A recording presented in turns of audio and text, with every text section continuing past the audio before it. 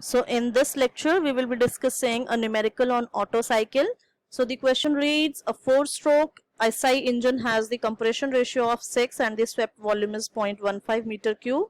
Pressure and temperature at the beginning of compression are 98 kilopascal and 60 degrees Celsius. Determine the pressure, volume and temperature at all the salient points. If heat supplied it is 150 kilojoules per kg. Also find out the entropy change, work done, efficiency and the mean effective pressure of the cycle, assuming Cp is equal to 1 kilojoule per kg Kelvin, Cv is equal to 0.71 kilojoules per kg Kelvin, and also we have to plot the cycle on TS diagram. So beginning the question, I have plotted the cycle on PV and TS both for our convenience, and this is being for the information.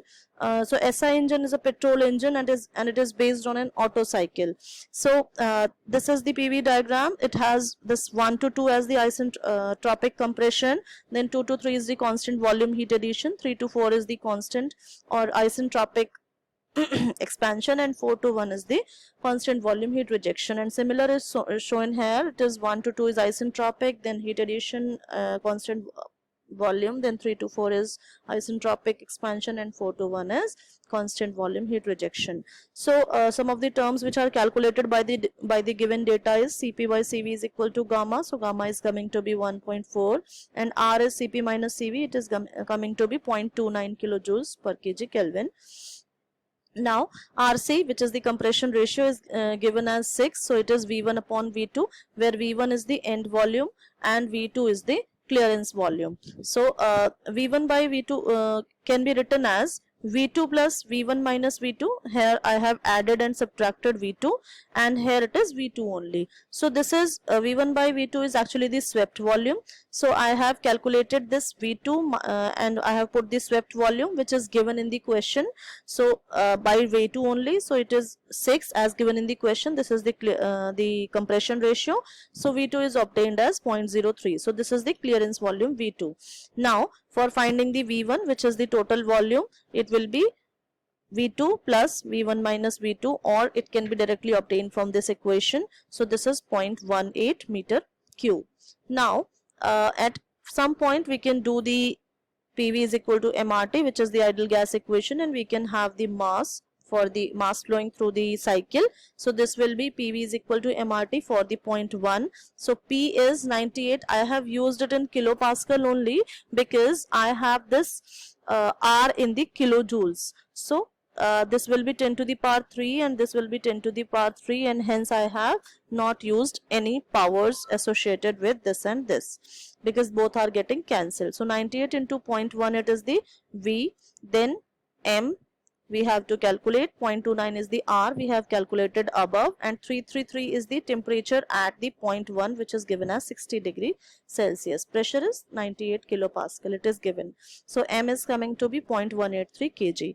Now this is the mass flow rate which will remain constant for the whole cycle. Now as I have to find the pressure, volume and temperature at all the salient points, so I am starting with the very first point. First is the 0.1 for which we know all the values P, V and T. Now moving on to the 0.2, I have the relation P1 V1 to the power gamma is equal to P2 V2 to the power gamma, because 1 to 2 is isentropic and it is related with a relation which is PV to the power gamma is equal to constant. So as I know the pressure at 0.1, I know V1 upon V2 because it is the this compression ratio only, and we know the V1 and V2 individually also. So any of them can be used. So P2 from this can be calculated as 1204.03 kilopascal, putting all this known things.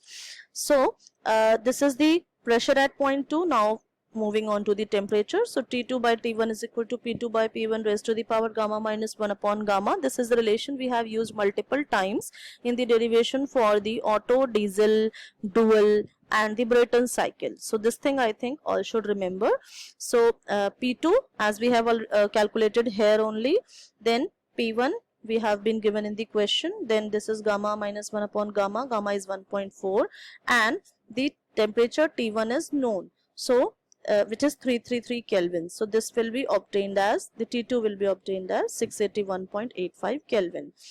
So now moving on to the next part, which is the calculation of the third point. So we have been given in the question that the heat supplied in the cycle is 150 kilojoules. It is given in the question here that all this, if the heat supplied is 150 kilojoules per kg. So the heat is supplied in the process 2 to 3 and it is a constant volume process, and the heat supplied in a constant volume process is given by mCv dt.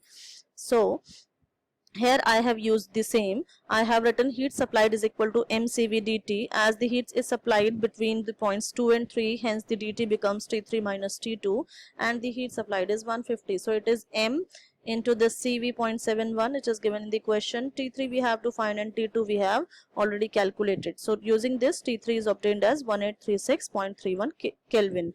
So now for the calculation of the pressure at the third point, we have the relation for the constant volume process, which is P2 by T2 is equal to P3 by T3. We know P3, we know we know P2, we know T2, and we know T3. So we have to calculate P3, and P3 is calculated as 3242.6 kilopascal from the given data. Now for last point 4, we have to use the relation again for the isentropic process, which is PV to the power gamma is equal to constant, and find P4 using the compression ratio and the P3 pressure, which we have calculated right now. So this is the P3, this is the gamma only, this is 1 by 6 because now it's V3 by V4, and V4 by V3 is equal to 6 because compression ratio is given in the question. So P4 is coming to be 263.93 kilopascal, and for calculating the temperature at the point 4, we will use the relation T3 by T4 is equal to P3 by P4 raised to the power gamma minus 1 upon gamma. This is again being used in the question for the second process, which is the isentropic process. So T4 is equal to this T3 is known to us, P4 by P3 is now all is known.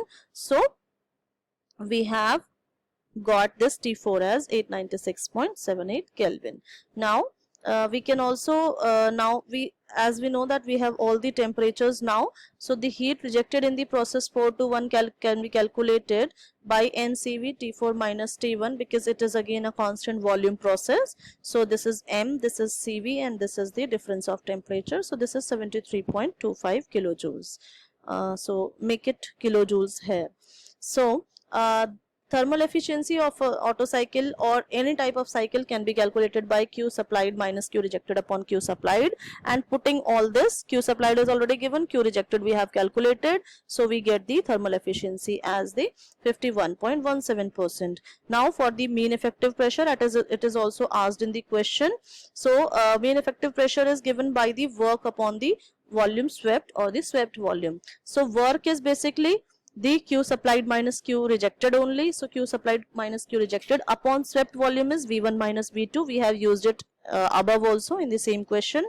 So heat supplied minus heat rejected is 76.75 and the swept volume is 0.15. We obtain the mean effective pressure as 511.67 kilopascal. Now another thing which is asked in the question is the change of entropy. So the change of entropy is calculated using the expression mCv ln the ratio of the two temperatures for the process. Now the entropy difference will have to be calculated for the two processes, 3 to 2 this one and 4 to 1. So S3 minus S2 will be equal to S4 minus S1 because these two are isentropic, and the relation for the entropy calculation is this. So this will be M as we have calculated, CV is given in the question, and ln of the T3 upon T2. T3 is also known, T2 is also known, and thus the entropy change or the change of entropy is coming to be 0.1287 kilojoules per Kelvin,